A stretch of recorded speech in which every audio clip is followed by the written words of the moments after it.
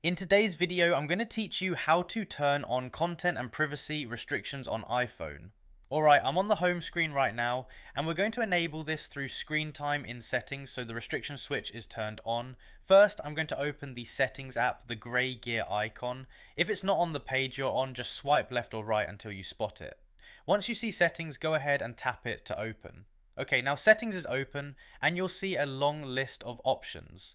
What we need is screen time. So at this point, I'm going to scroll down the list. I'm scrolling slowly and watching the labels as they move up the screen until I see screen time. Alright, I see it now. So I'm tapping on screen time.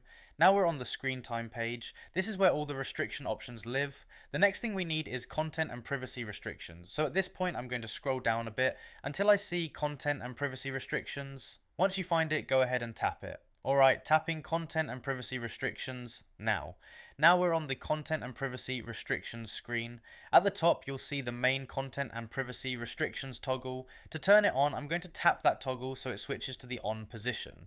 Once it's on, it should look active, and that's your confirmation it's enabled. There's no save button here, so the change applies immediately as soon as you flip the switch. At this point, you can tap back or exit settings whenever you're ready, and content and privacy restrictions will now be turned on.